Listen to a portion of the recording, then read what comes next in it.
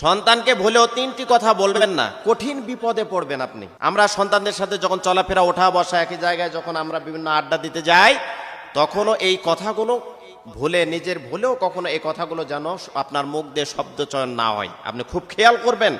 সন্তানকে ভালোবাসুন।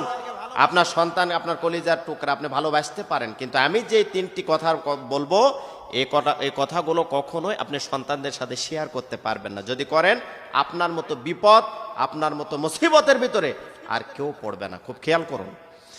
এক নম্বরে হলো, সন্তানকে কখনো হাসির ছলে, তামাশা করে, ইয়ারকি করে কখনো কোনো সময় আপনি বলবেন না এত, যতই কষ্ট দিক, দুঃখ দিক।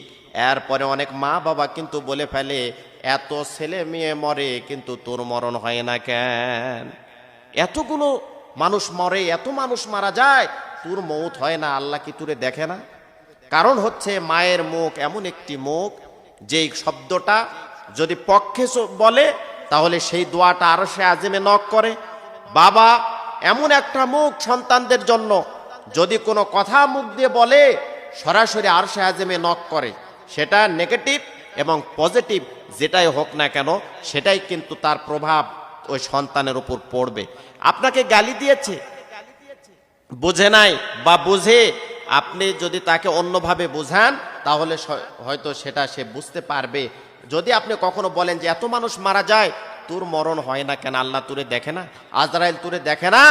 কবুল হয়ে যেতে পারে, তার মৃত্যু হয়ে যেতে পারে, সে রোগ শোকের মধ্যে পড়তে পারে, সে বিপদের মধ্যে পড়তে পারে, সে অ্যাক্সিডেন্টের মধ্যে পড়তে পারে, সে মারাত্মক ক্ষতিগ্রস্ত হতে পারে, কঠিন বিপদের মধ্যে পড়তে পারে। আপনি এই কথা বললেন, ওই সন্তানের যদি কোনো সমস্যা হয়ে যায়, বিপদে পড়ে, অ্যাক্সিডেন্ট করে, ওই সন্তানটি যদি মারা যায়, কোথাও কোনোভাবে যদি বিপদে পড়ে যায়, তাহলে কিন্তু তার চাইতে বেশি কষ্ট আপনি মা পাবেন। আপনি কিন্তু তার চাইতে বেশি কষ্ট পাবেন, বেশি কিন্তু আপনি আঘাত পাবেন। সন্তানের চাইতেও কিন্তু আপনি বেশি ভেঙে পড়বেন। আপনি সহ্যই করতে পারবেন না।